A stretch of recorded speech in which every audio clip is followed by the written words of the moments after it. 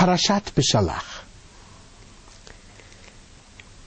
The Hebrews have finally left Egyptian servitude. And then, to their consternation,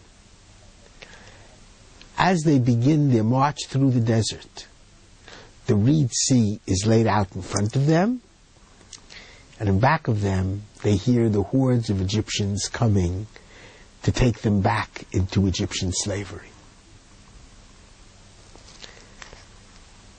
They complain, obviously, to Moses.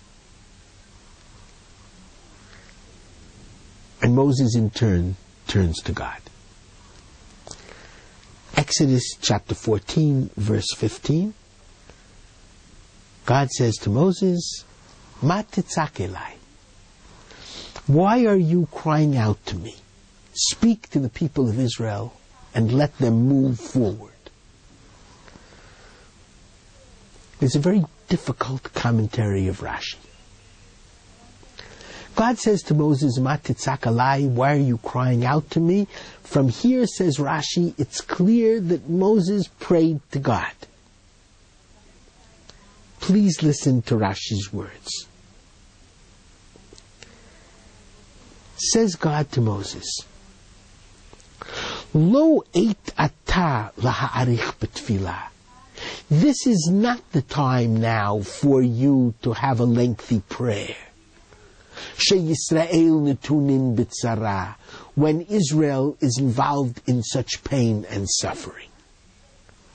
This is the time to act. But Rashi's comment is very strange. What do you mean this is not the time for you to pray when Israel is suffering so greatly? So when else are we supposed to have a lengthy prayer? When Israel is not suffering? What is prayer after all, if not asking God to get us out of difficult straits? What does Rashi mean? I believe that Rashi had in front of his eyes a passage in the Tractate Blessings, Masechet Brachot, Daf Gimel Amud Aleph, page 3a. And that particular picture is the basis for Rashi's interpretation. The Talmud cites another Tanaitic source, a Baraita, Tanya. Omer Rabbi Yossi. Rabbi Yossi says, and Rabbi Yossi lived in the time of the destruction of the Second Temple. He lived through the destruction. Once, he says, I was walking on the road, and I stopped into one of the ruins of Jerusalem, a ruin as a result of the Roman conquest of Judea. And I went into the ruins to pray. Elijah the prophet was waiting for me at the opening. And he immediately asked me, why did you go into the ruins? And I told him I went in to pray. And he said to me, you should have prayed baderech, on the way, on the road. And I said to him, I was afraid lest the passers-by would stop me, would be violent against me. And he said to me, Elijah did, then you should have prayed a short prayer. At that moment, records Rabbi Yossi, I learned three things. First of all, I learned you're not supposed to go into the ruins to pray. Second of all, I learned that you should pray on the way, on the road. And third of all, I learned that when you pray on the road, on the way, you have to pray a short prayer. What is the passage teaching me? Us, especially today. You have to understand, Elijah, according to our prophetic traditions, will herald the coming of the Messiah. Elijah knows about redemption. The Second Temple has been destroyed.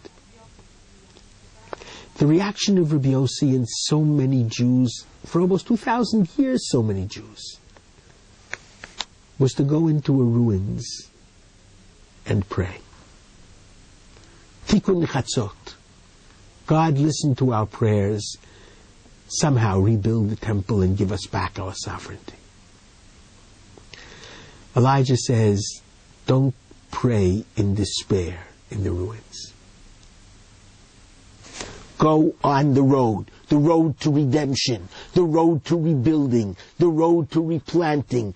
Begin to return to Israel, to rebuild Israel, to replant Israel. You're afraid? There will be other people, radical Arabs, who will shoot at you, who will try to stop you with all kinds of terrorist activities. Then while you're on the road to rebuilding and replanting, pray.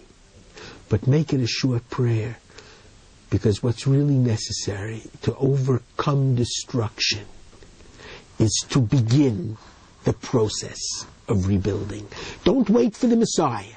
Don't wait for God. Go on the road and begin rebuilding. That's what God says to Moses. He doesn't say to Moses, this is not the time for you to pray when the Jews are in trouble. He says, this is not the time for a lengthy prayer. Elijah didn't say don't pray. Elijah said make it a short prayer with a lot of action. Combine the prayer with action.